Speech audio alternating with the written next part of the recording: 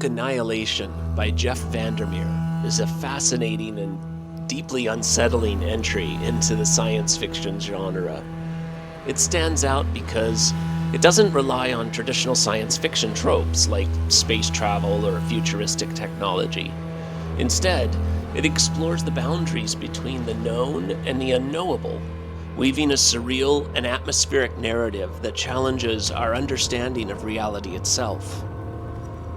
The story centers around a group of scientists sent into the mysterious and ever-changing Area X, a place where the laws of nature seem to break down and the characters are forced to confront not just the strange environment, but their own unraveling minds. The novel's blending of ecological horror, psychological tension, and the eerie alien landscape make it a special contribution to the sci-fi genre.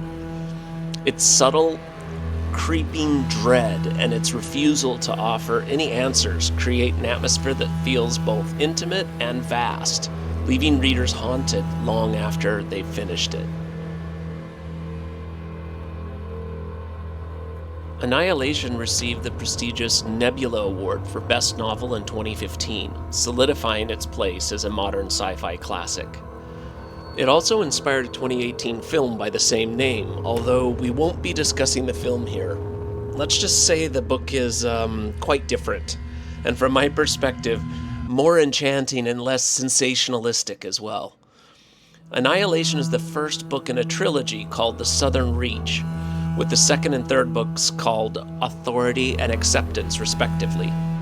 Even these 10th anniversary book covers for the trilogy by Pablo Delkin begin to give you a sense of what this world is like. I think this art is phenomenal. VanderMeer's skill in blurring the line between science fiction and the strange, almost supernatural elements of weird fiction brings something fresh to the genre. Weird fiction blends elements of horror, science fiction, and fantasy, but is defined by its focus on the strange, the unsettling, and the unknown. It often explores things that defy explanation, realities that break the rules of nature, featuring creatures or phenomena that are otherworldly or incomprehensible. Authors like H.P. Lovecraft and more recently, Jeff VanderMeer, have mastered the genre, evoking a deep sense of cosmic dread, where the boundaries of reality blur and humanity is confronted by forces far beyond understanding. What makes the novel so compelling is how it grounds its bizarre and terrifying events in deep themes of transformation, decay, and the limits of human knowledge. By focusing on the characters' psychological deterioration alongside the unknowable nature of their surroundings, Annihilation elevates the genre, making readers question what we truly understand about the world around us and what lies beyond that understanding. Now, in the world of Warhammer 30k and 40k, there's a particular faction that would be incredibly interested in exploring and learning about a world like Area X in the book Annihilation. And for me, that's definitely the Mechanicum, and the Adeptus Mechanicus following them, with their relentless pursuit of knowledge and mastery over both flesh and machine. It's an ideal foundation for exploring the themes of Annihilation and the broader genre of weird fiction. In particular, the Genitor are especially fitting. Also referred to as Magos Biologis, the Genitor is a high-ranking tech priest who specializes in genetics, zoology, xenobiology, and molecular biology. This primary focus on the manipulation, study, and transformation of organic life often pushes the boundaries of what is natural or even ethical. Like the scientists sent into Area X, the Genitor are driven by curiosity, venturing into the unknown to uncover the secrets of the universe, even at the cost of their own humanity. Their obsession with biological experimentation mirrors the creeping horror in Annihilation, where life itself becomes distorted and alien. In both cases, the quest for understanding leads to transformation, both physical and psychological, blurring the lines between what is human, what is machine, and something altogether other. Kitbashing a genitor biologist's detachment in this context allows for an endless range of creative possibilities, as the soldiers and machines of the Omnissiah would be subject to the same disturbing transformations seen in Area X. These tech priests, with their ability to manipulate genetics and create hybrid monstrosities, are perfectly suited to capture the unsettling mutations and grotesque fusions of flora, fauna, and the flesh that permeate the world of Annihilation. The preparations are nearly complete. Protocols finalized? Check. Equipment calibrated? Check. Rest of team in position? Check. We depart for the Tenebris Arboretum at dawn. My augmetics hum with the reassurance that all is in order. However, in the depths of my mind's organic core, I feel a weight of uncertainty. The Arboretum is an anomaly, even by Mechanicum standards, and I cannot help but sense that we are venturing into something far greater than what we expect. My team has been selected for their specializations, though each also comes with their burdens. This morning I accompanied the surveyor to the Hollow Glade, a sector I had hoped would yield some insight into the more recent anomalies in the Arboretum's growth. My intentions were simple: collect samples, record data, maintain control. But I should have known better than to trust the surveyor's volatile nature, or her deranged servitors. The air was thick with spores, damp with decay, and the atmosphere felt heavier than usual. We were surrounded by a deafening quiet, one of the Arboretum's most insidious weapons. And then that quiet broke. A flash of shadow from the underbrush, a screech that passed through our ears, and a drop in temperature that stiffened our bodies all seemed to happen at once. Sensing danger, the surveyor's servitors responded before we could even react. Twin plasma blasts from one servitor and torrents of fire from the other filled the air, their insectoid legs shifting and skittering as they spun wildly. But there was nothing to aim at. There was nothing to hit.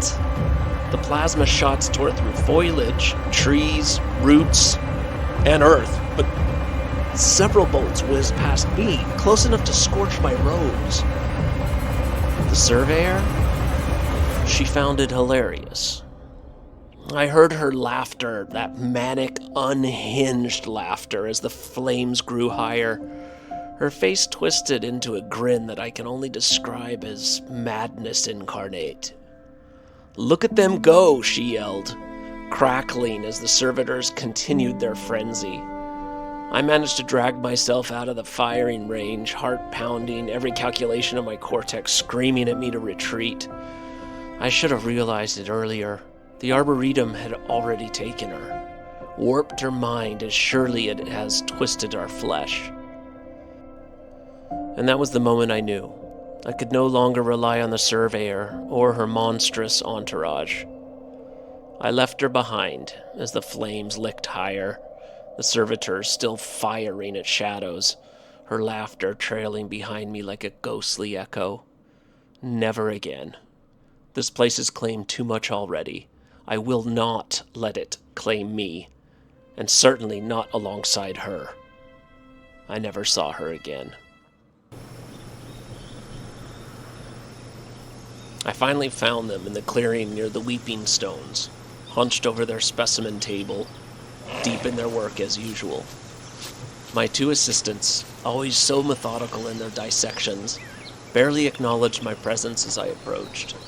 Their mechanical appendages whirred and clicked, syringes and scalpels moving with inhuman precision.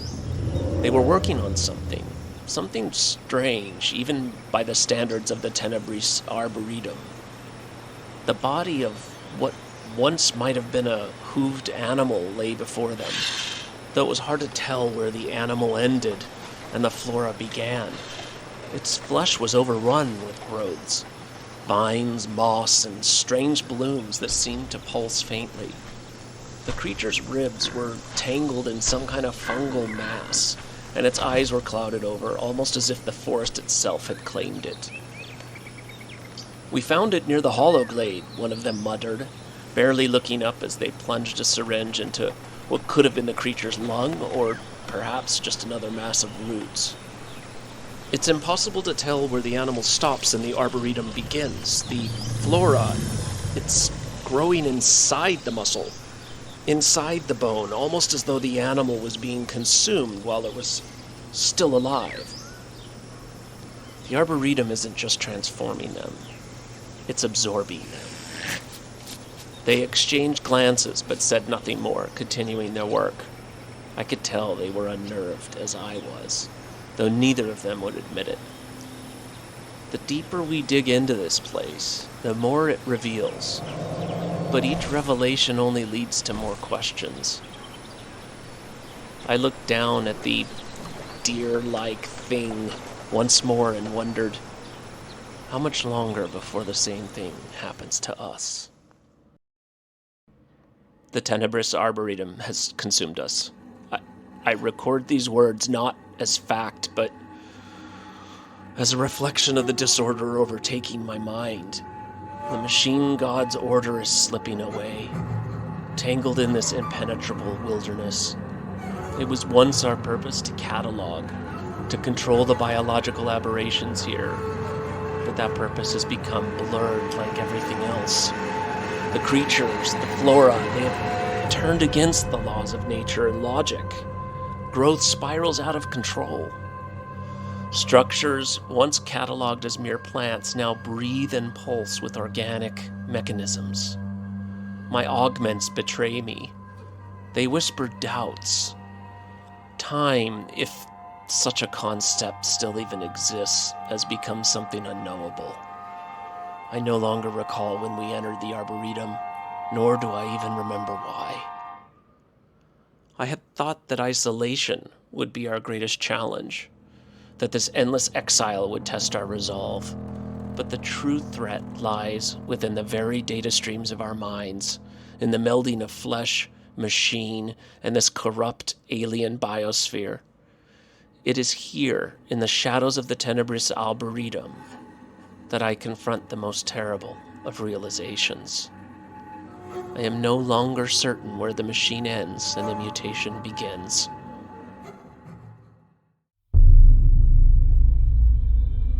I heard the linguists today, flora and fauna, long before I saw them. That strange, dissonant cacophony they create, like a choir of the alien wilderness itself. I crouched low behind a nest of twisted roots, unwilling to engage, unable to comprehend what they were even attempting to do this time. Their dual heads, each murmuring in their separate tongues, sent my augments buzzing with confusion. The servo skulls floated around them, tethered by thin cables like ghastly chattering familiars. They called out into the grove, mimicking the low growls of unseen beasts and the hollow, creaking groans of trees. The air around them seemed to warp with their presence, as if the very environment was bending toward their twisted dialogue with the Arboretum. For a long time, I just watched them, hovering like some haunted sentinel through the fog-draped woods, their sounds echoing back unanswered. No plant life shifted to acknowledge them. No creature emerged from the thickets. But still they continued their bizarre ritual, calling out, listening, almost desperate for a response. I wondered, and not for the first time, if the Arboretum could even be understood by something as simple as language. No matter how many heads one had, the eerie silence that followed each of their attempts sent chills through me. Whatever responses flora and fauna were waiting for, they weren't coming. Or perhaps the Arboretum was speaking back in ways we no longer had the ability to hear. The shimmer is appearing more frequently now. That fluorescent green glow that winds its way through the trees and the soil. or like veins carrying some unnatural lifeblood through the Arboretum. It pulses, almost as if with a heartbeat, threading itself into bark, roots, even the air itself, casting everything into an eerie, sickly light. I found the anthropologist near the luminous glade today, or what remains of her. The thing that stood before me was a grotesque fusion of metal, bark, and flesh, barely recognizable from the Mechanicum I once knew. Her head, crowned with twisted antlers like a deer's skull, gazed out over the glade, silent and still. But her body writhed with life. Her arms, now knotted, gnarled tree limbs, extended from her sides like grotesque talons, reaching into the sky as if to grasp some invisible path out of this forest. Her lower half had completely merged with the Arboretum. It almost looked like a blend of some kind of monstrous demon engine and a dense, toxic plant matter. A lashing, green-glowing tongue flickered hungrily from the mass of vines and metal, dripping with some noxious gases. And yet, amidst all of this, I could still feel her presence. Somehow she was still in there, though more distant with each passing day. She didn't speak to me. She hasn't spoken in cycles, but I felt her awareness. A sharp, almost accusing silence hanging between us. I wanted to ask her so many things, to understand what it feels like to become a part of this place, to lose your form, but not entirely your mind. But I couldn't. I couldn't bring myself to speak the words aloud. She simply stared, the hollow sockets of her antlered skull head watching me without movement. But there was something there. An understanding, maybe? I felt it in the air, a subtle pull that makes my augments hum with interference whenever I come too close to her. She is the Arboretum now, a living extension of it. And as I stood there, I realized that perhaps this is the fate that awaits us all. As I left, I could feel her silent question trailing behind me, like a weight on my mind. When will it take you too? I don't know what I expected. I haven't seen my own reflection in so long. Has it been months, years, decades? I no longer know. But I hadn't realized how much of me had slipped away. Today I stumbled across a pool, still and black as the void itself. Something about it called to me. Maybe it was the quiet, the stillness amidst the chaos of the Arboretum. And I leaned over the water, feeling stiff and disconnected from much of my body. It's been that way for a long time. But when I leaned over, what I saw, I didn't recognize the reflection of the thing staring back at me. I flinched and I recoiled. It took me a long, harrowing moment to understand that what I was seeing was me. Where there should have been a face, just like the others, only a skull now remains. Hollowed eyes stared vacantly back at me. My head appears to be tethered to a grotesque construct. Some demon engine-like concoction of twisted metal and biomechanical flesh. 4 insect-like mechanical legs spread out beneath me, clicking in time with my movements, their joints creaking, wrapped in moss and vines. And my arms. What have they done to my arms? They're not arms at all anymore, but long, thin macadendrites ending in wicked needles. Samples. Always taking samples with those. When did this happen? How long have I been like this? How long have I been this thing? There seem to be wings now sprouting from my back, but they're torn and frayed. They're mechanical mockeries of life, twitching uselessly. How could I have become this? What am I? I can't breathe. I can't think. My thoughts are spiraling. Is this what the Arboretum has made of me? I'm not a tech priest anymore. I'm something else. Something wrong. I found her again, if you can still call her that.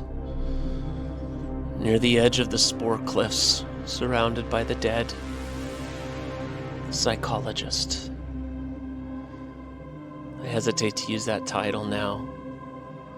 Her form, grotesque and alien like the others, huddled under the rotting canopies. I had not sought her out, yet the Arboretum seems to push us together at intervals that defy reason. Her body has become more insectoid since I last saw her. Chitinous legs twitching, segments of her abdomen shifting unnaturally, the skulls embedded into her carapace seeming to pulse with a dull energy.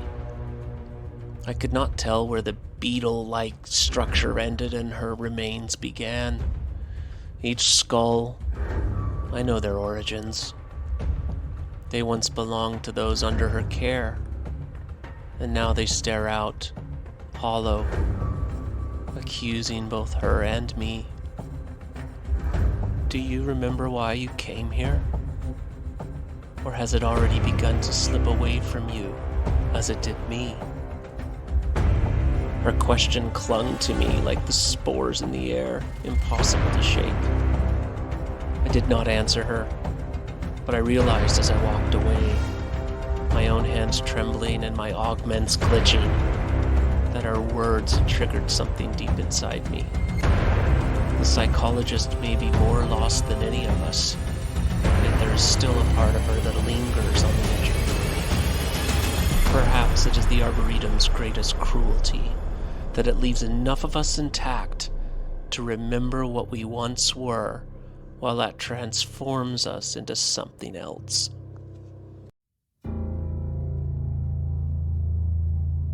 It came over me suddenly.